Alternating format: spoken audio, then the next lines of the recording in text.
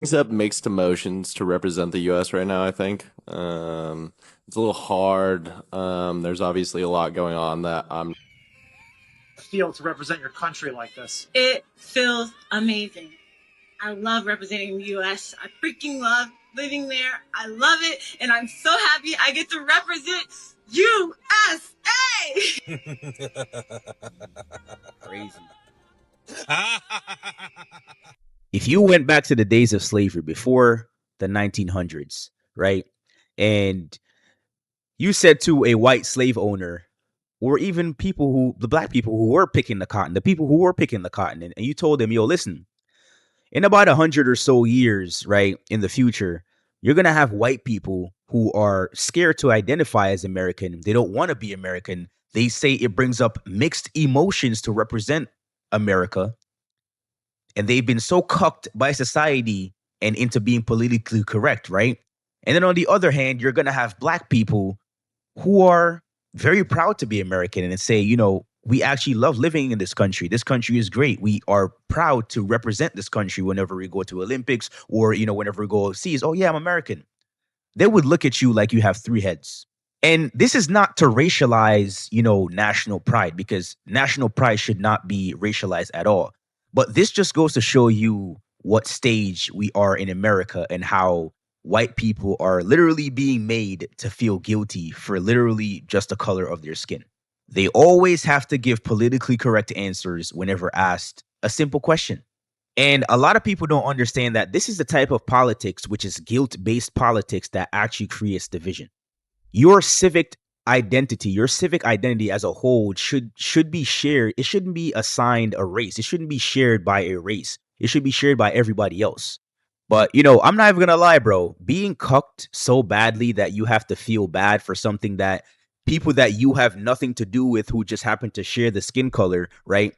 The same skin color as you, that did 100, however many years ago, still being held accountable for that and made to feel guilty for that, or what's going on right now in the world just because you're white. I ain't gonna lie, that's diabolical work, and it's kind of hilarious to me and kind of funny how a lot of white people are actually falling for this shit, because it's this is hilarious, bro. But hey, this is the world that we live in, right? Being politically correct is the way to go. It's been a hard time for the community overall under this administration. It isn't the first time that we've had to come together as a community and try and fight for our human rights. And now, especially, it's not just affecting the queer community, but many other communities. And I think that we are able to support each other in a way that we didn't have to before. And because of that, it's made us a lot stronger. I hope I can use my platform and my voice throughout these games to try and encourage people to stay strong in these hard times.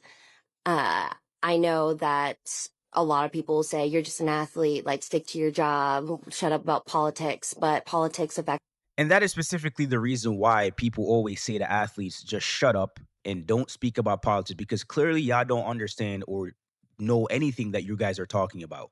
Because I'm still trying to find out what rights black people lost since Trump got into office. I'm still trying to find out what rights the LGBTQ community or queer people, what human rights are they fighting for? And what human rights, assuming that they're fighting for them, the question is, what human rights did they lose?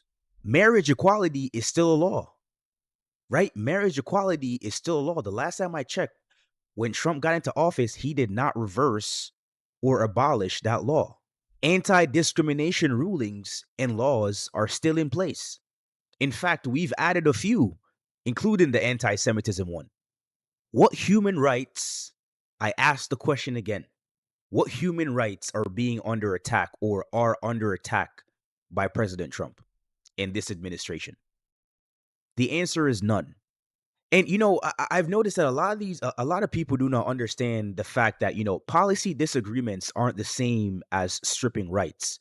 Just because somebody disagrees with certain policies and they want to potentially change that policy, or they advocate that maybe this policy isn't the right way to go, doesn't necessarily mean that that person is losing their right. Whether it's sports participation, right? Gender policies, bathrooms, men not being able to go into women's bathrooms. These are safety issues and fairness issues and privacy issues. These are not someone's civil rights. A man doesn't have the right to compete in a woman's sport. A man does not have the right to go into a woman's bathroom. There is a huge distinction between civil rights and policy disputes, and a lot of people don't understand this. And not to mention, the representation within the Trump administration actually contradicts this narrative. Because if I'm not mistaken, Trump has, appointed many openly gay people in his administration. But yeah, man, just focus on sports. They peep at Bonnie for the Super Bowl. You don't know why? I'll show you right now.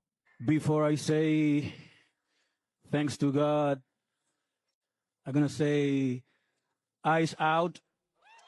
No, tranqui, yo perreo sola. Hey.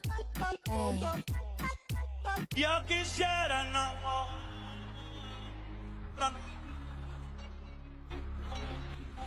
Hey, sorry, yo no sé. Y a mí mismo con. Quieres quedarte hoy que hace frío y mañana te va. De yo te lo he hecho, sí. Esto es lo en la Fania.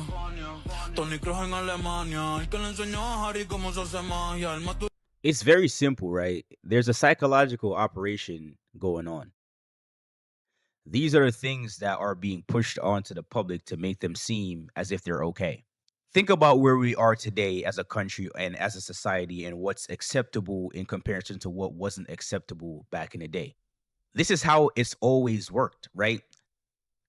Whether it's through the movies, whether it's through performances like these, right? Whether it's through politics and propaganda, this is how the people at the top or the people who control the media and the music we listen to, because trust me, all these record deals and, all of these concerts, they have a political agenda behind them. It might not seem like it, but they have a certain ideology, certain progressive and liberal ideology behind them.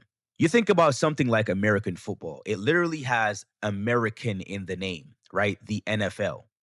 I would argue that probably 75 to 90%, actually, let me be more conservative. 60 to 75% of people who watch American football have conservative values. They have very American traditional values. They want immigration done the right way. They think all this gender fluidity is bullshit. Man, woman, male, female, not 99 genders. But yet still the NFL still thought it was a good idea to bring a guy who embodies none of that and quite the opposite. As you can see, he was making out with a guy on stage and he had like a devil.